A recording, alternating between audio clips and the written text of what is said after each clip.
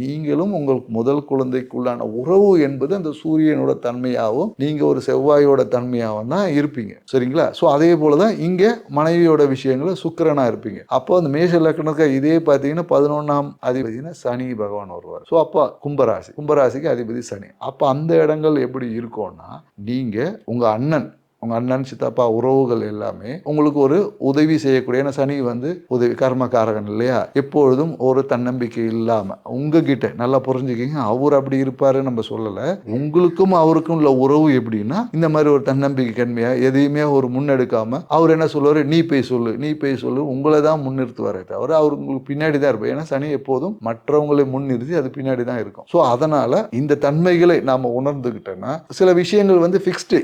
ஏன்னா இதை செய்வது உங்களுடைய ஜாதகங்களானே தவிர அந்த குறிப்பிட்ட நபர் இல்லை என்பதை நீங்க புரிஞ்சுக்கிட்டீங்கன்னு வச்சுக்கோங்களேன், இந்த உலகத்துல பாதி விஷயத்தை சரி பண்ணிக்கலாம். மீதி விஷயங்கள் அவங்களோட விஷயங்கள், அவங்களோட தனிப்பட்ட விஷயங்கள் என்பது வேற, உங்களுக்கும் அவர்களுக்கும் உள்ள உறவு என்பது வேற. இதை செய்வது உங்களுடைய ஜாதகங்கள் தான். இப்போ நீங்க எப்படி நடந்துக்கணும், ஃபார் எக்ஸாம்பிள் இப்போ இதே விஷயம், இப்போ உங்க மனைவி ஒரு ஜாதகத்துக்கு அதோடைய 7ஆம் பாத தன்மைகள் தான் நீங்களா இருப்பீங்களே தவிர நான் இப்படி நான் மேஷ லக்னமா இருக்கா இப்படின்னு கிடையாது. அதனாலதான் அந்த திருமண பொருத்தம் பார்த்து ஒரு விஷயத்தை கணவன் மனைவி சேர்க்கையை ஏற்படுத்துறதுக்கு தான் இந்த ஒரு அமைப்பை அந்த கணவன் மனைவிக்கு ஜாதகம் பார்த்து சேர்க்கிற ஒரு அமைப்பை ஏன்னா ஜாடிக்கேற்ற மூடியா இருக்கணுமே தவிர ரெண்டுமே இதுவாக இருந்தால் திறந்து போய் தான் இருக்கும். ஸோ அதனால நம்ம புரிஞ்சுக்க விஷயம் என்னன்னாக்கா,